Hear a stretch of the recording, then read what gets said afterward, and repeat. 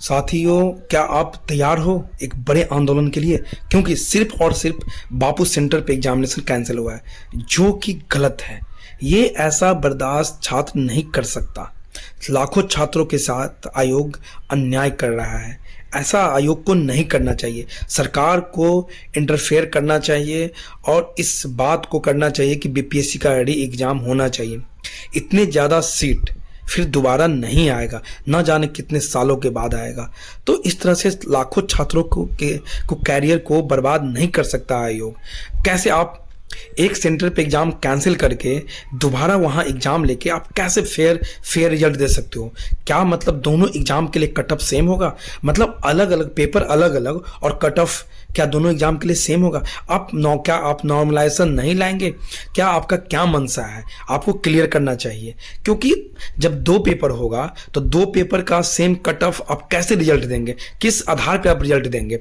और दूसरा चीज, अब तो पता चल गया है ना, अब जो पेपर आया है, क्योंकि आयोग जो क्वेश्चन पेपर शिक्षा माफिया से संपर्क करके उसके साथ मिलके जो पेपर का निर्माण किया था ना, वो पेपर एसएससी और रेलवे लेवल का पेपर बनाया था। क्योंकि जो शिक्षा माफिया, जो ऐसे लोग उनसे जाके मिलते हैं आयोग से, वो एसएससी रेलवे का ही तैयारी करते हैं। उसे ना बीपीएससी की समझ है ना यूपीएससी की समझ है।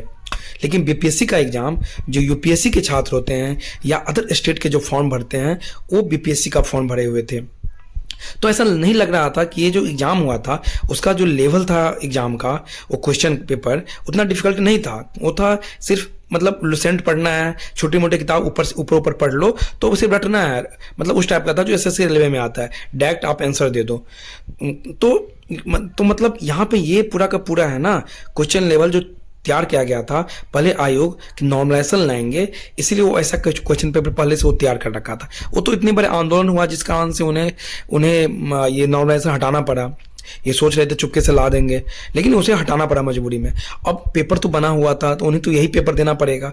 और ऑलरेडी पेपर का जो पहले और भी सेट जो बना हुआ है, जो भी सेट 4 सेट 5 सेट, वो सेट भी वैसा ही है।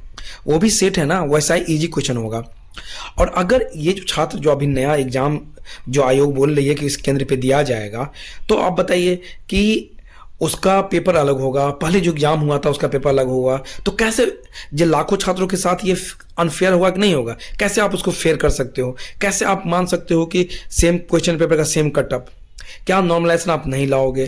तो ये तरह तरह के सवालें पैदा हो रही है, तरह तरह की संभावना, तरह तरह के क्वेश्चन उठ रहे हैं यहाँ पे।